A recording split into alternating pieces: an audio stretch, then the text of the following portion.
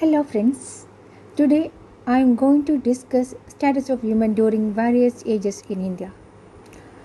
We can analyze present and future of an abstract idea only by knowing its history. This lecture is a relook into past incidents which were instrumental in attaining present condition of women in India. We can correct the future only by knowing the past. We have read that women who were considered as Devi or Shakti during Vedic period were gradually ill-treated and became at par with a slave. Manusmriti says, Yatra naristu pujyante Ramanante Tatra Devataha. Rigveda says, no one is superior or inferior, all are brothers, and all should strive collectively for common wellness. But over the years, this situation changed. Men became the only members, and wealth accumulated in him only. When this power relation changed, the status of women at home also deteriorated. Now we can discuss the status of women in Vedic period. Vedic period may be termed as a period of feminine glory and liberalism. Women participated in all spheres of life like men. They were sent to Gurukuls for learning Vedas. During the early Vedic age, there were two categories of female students, that is, Brahma Vedinis and Satya Vedinis.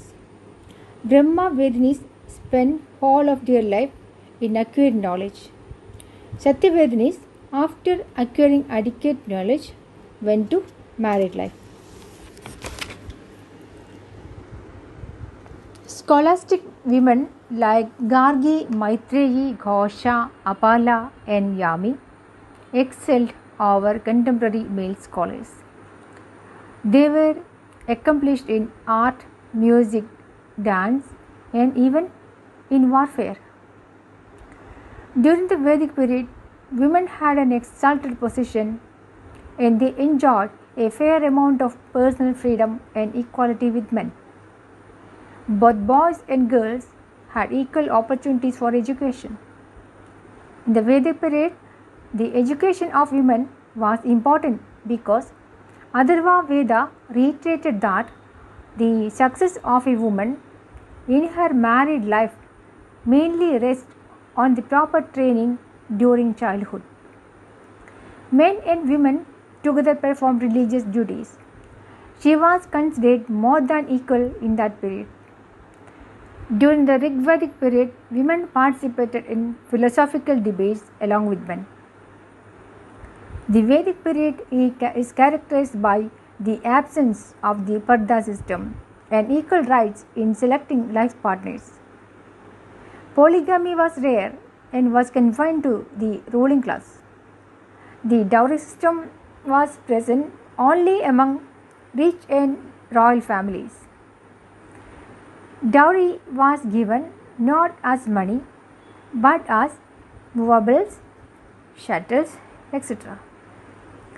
One important feature of the Vedic period was widow marriage. There was no discrimination between boy and a girl. Girls were allowed to undergo Upanayana.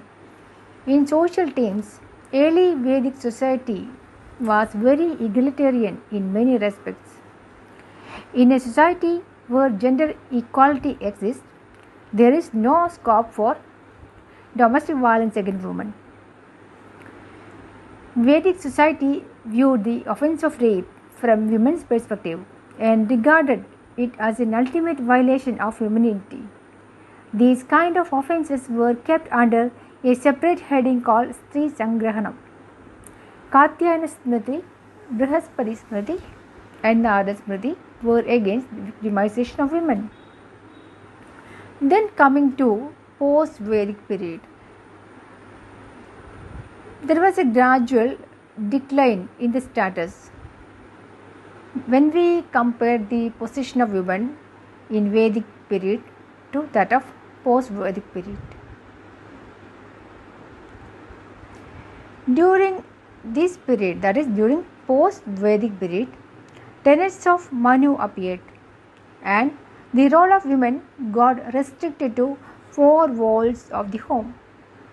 In domestic life, women were considered supreme and enjoyed family life.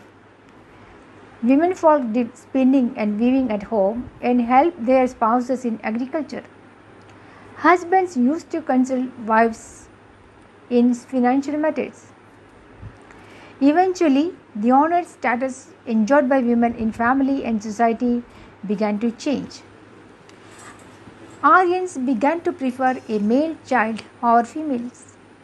Upanayana of girls was utterly abandoned. The marriage age of girls was lowered up to 9 or 10 years of age. Several restrictions were brought on women and male lawgivers curtailed freedom of speech and expression of women, and society became polygamous. Manusmriti curtailed the freedom of women, but at the same time burden of protecting them was shifted to men. Manu was totally against molestation or ill treatment of women and gave reference to women. Unmarried daughters had a share in the father's property. The daughter and son had equal rights in the mother's property after death. As a wife, the woman had no share in her husband's property. Women had equal rights in social and religious fields but had limited rights in economic affairs.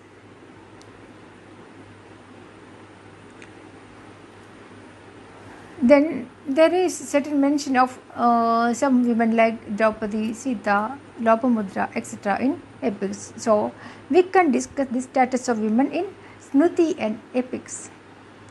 Statements in Smriti are equivocal. In certain places they speak in favor of women, and in some other places they are anti-women. They are taking an anti-women stand. In the epics, women were treated with respect. Most of the female characters of Ramayana and Mahabharata were well educated. In Ramayana, penance is done by a king with his wife, that is, wife is treated as Ardhangini during that period, and that were considered futile, and only for that they built a golden idol of Kanchan Sita. Now we can discuss the status of women in Buddhist period. During Buddhist period, the position of women improved to a certain extent. They had their Sangha called Bhikshuni Sangha, which provided avenues of cultural activities and social services. They got to waste ample opportunities in public life. But the economic status remained pathetic. They did not consider women as inferior to men, and equal treatment was provided to both sexes. In the family, the husband and wife were expected to share responsibilities. The husband was admonished to consider the wife as a companion. The wife was given opportunities to acquaint herself with the business or industry in which the husband was engaged, so that she should be in position to manage his affairs in his absence. Buddhism did not consider the birth of a female child as an ill omen, and educational opportunities were equally provided. Now, coming to medieval period. We can say that status of women worsened during the medieval period, and actually it is the darkest period of women empowerment in India. With the invasion of Alexander, the position of women further deteriorated. Widow marriage was banned entirely. Women were not educated and they were supposed to serve their husbands, and that was their foremost duty. During this period, the sati system came into society. Muslim invasion increased the dependency of women. They introduced the Parda system and child marriage system became prevalent.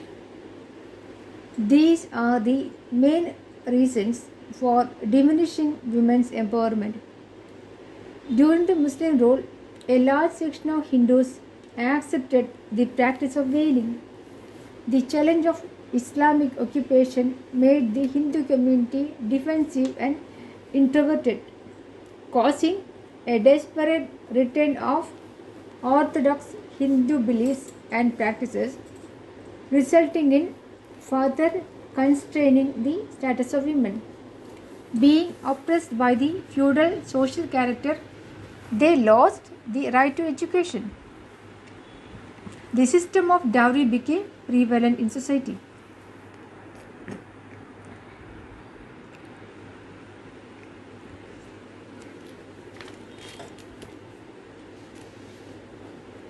The law of Muslim era divided offences and punishment into four categories like had, qiyas, diya, and tasir. These were according to the tenets of Prophet. Though the law did not specifically mention rape, the word zina appears in the religious texts. It denotes illegal sex. Thus, Muslim law prohibits all extramarital relationships. The offense of rape ordained an equal amount of culpability on women for the occurrence. The law treated her as an accomplice in rape. Further, to prove the charge, 4 witnesses were required, and a false informer was liable to a penalty of 100 strokes by the whip. Polygamy became common. Razia Sultana was the only woman monarch to rule the throne of Delhi. Noor Jahan and Rani Durgavati were also notable names of that period. The society also practiced Devadasi tradition, where the girl was forced to marry the teacher. The medieval period was the darkest in the history of Indian women. Exploitation in the form of early marriage and female infanticide was practiced. However, during 15th century, the situation underwent some changes. With the advent of Bhakti movement and under the leadership of Chaitanya, Guru Nanak, Kabir, Meera and Tulsidas, women were more attracted to religious worship.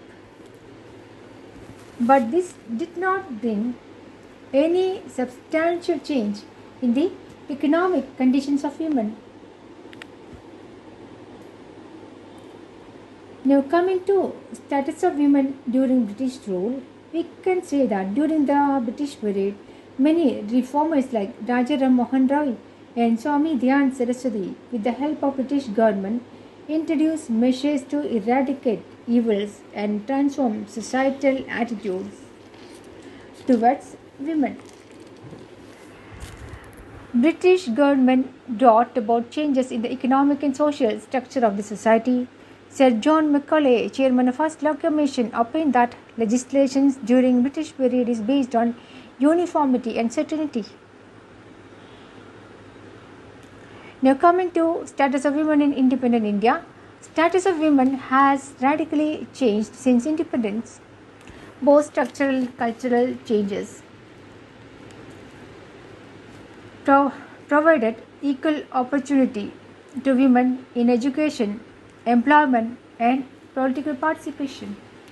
Life of a woman in India and the world over are circumscribed by what may be termed as 5 P's, that is patriarchy, productive resources, access, inadequacy, poverty, promotion, advancement, insufficiency, and powerlessness. More freedom and better orientation were provided to women's organizations to pursue their interests. Several commissions were appointed by central and state governments to study the causes of the low status of women and to protect their rights.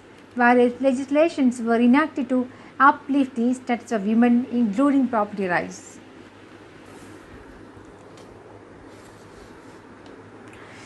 So, a lot of legislations was introduced in independent India, and now status of women is almost equal to men. But when we compare their status with the women in the Vedic period, we can see that the modern women has to go a lot to reach the status of women of Vedic period. Thank you.